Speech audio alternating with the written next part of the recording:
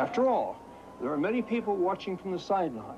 Many people abroad have watched this drama of the students sit in Tiananmen Square from the very beginning. Television has brought that image all over the world. The students may not have won the heart of Deng Xiaoping, but I think they won the heart of the world.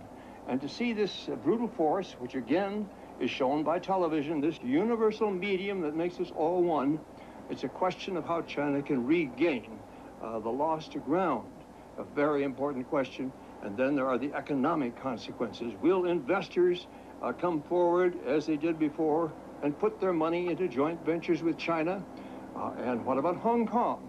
Will Hong Kong, which already was wary about coming into China when the British regime ends, will they placidly accept that? Or will they too rise and set up an independent regime? And what about the relationship with Taiwan? A relationship between China and Taiwan, which had been growing warmer, closer, a lot of investment, lots of hopes on the future. Can these things be maintained? The question marks, which are left by the events of June 4th, are greater than the events themselves. On June 4th, 1989, the 7 o'clock news on China Central TV reported the government's position on the events in Tiananmen Square. 各位观众，这次新闻联播节目的主要内容有：纪研部队指挥部发言人称，从昨天开始，北京的事态急转直下，近1个多月来极少数人制造的动乱，已发展成为一场反革命暴乱。 纪研部队在首都工人和市民的配合下，采取坚决措施平息这场暴乱。今晨5时左右，纪研部队进驻天安门广场，广场上的学生和其他人同时撤走。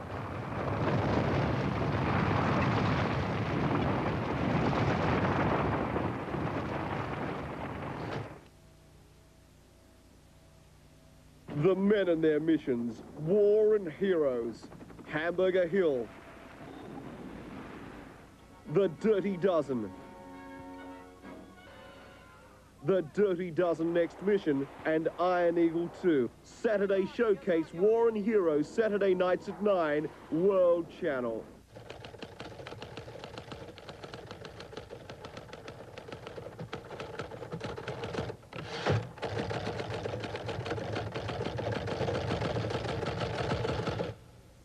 A bloody Sunday, June 4th. With those words, I ended my report, leaving many questions unanswered.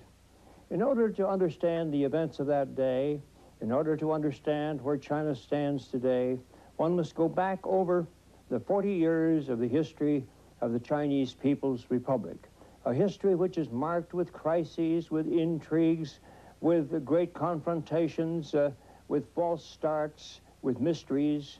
One has to see the struggle that went on over that period of time. One has to follow the personalities who made the Chinese People's Republic.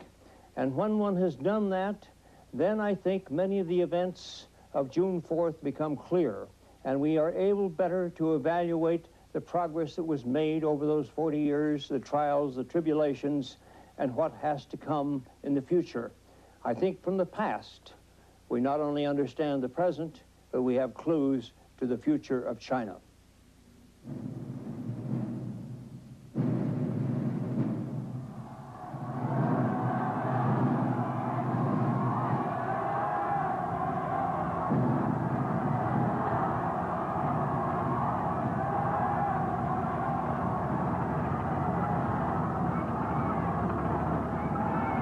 The People's Republic of China came into being in 1949.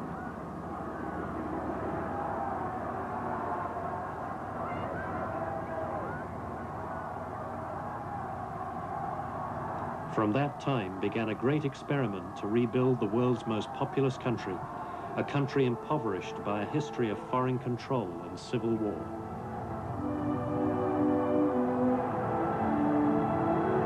During the night, some rain had fallen, but by early day it ceased, and the day began to clear. The skies grew more blue. It turned out to be quite a fine day, but there were puddles in Tiananmen Square and mud. from the new construction. By the time Mao Zedong appeared at the Gate of Heavenly Peace, it was a really good day. He appeared there to announce the formation of the People's Republic of China. Some 300,000 people stood in that square, waiting to hear his words. They were breathless as they waited. Mao was not alone as he stood at the top of Tiananmen Square. With him were his associates. Vice President Zhu De, from peasant origins, an old warrior with whom Mao Zedong had fought side by side from the beginning.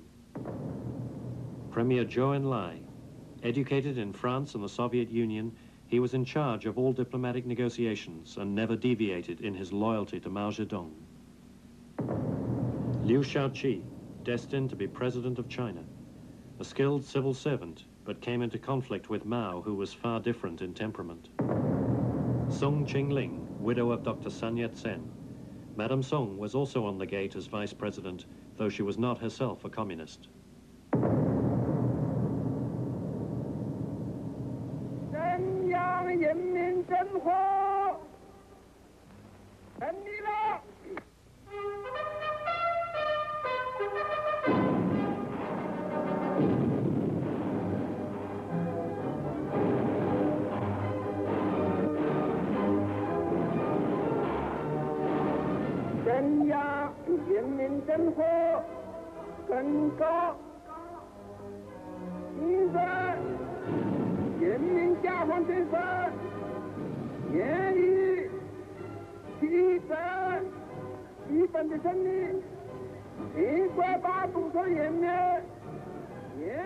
It's a commentary on man's hopes and fears that almost everyone remembers the day as the finest that they had ever experienced.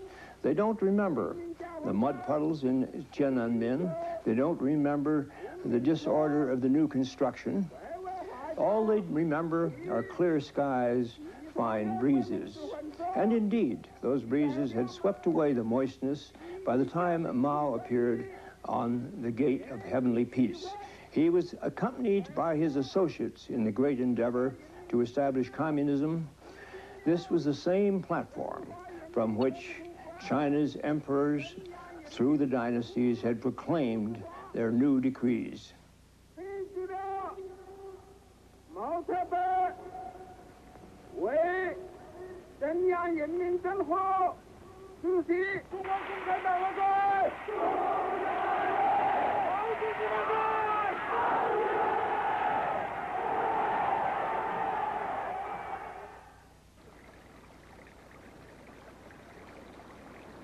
Mao was born and raised in a little village called Shaoshan, about 40 miles from Changsha.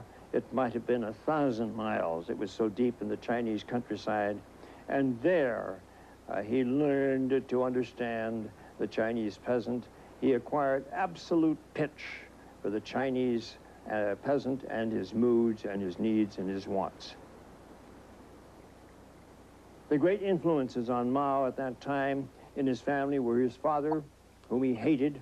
His father, a money-grubbing, tight-fisted farmer who was pulling himself up by main force and exploitation of peasants. And his mother, the very opposite, a devout Buddhist, a kindly, gentle woman.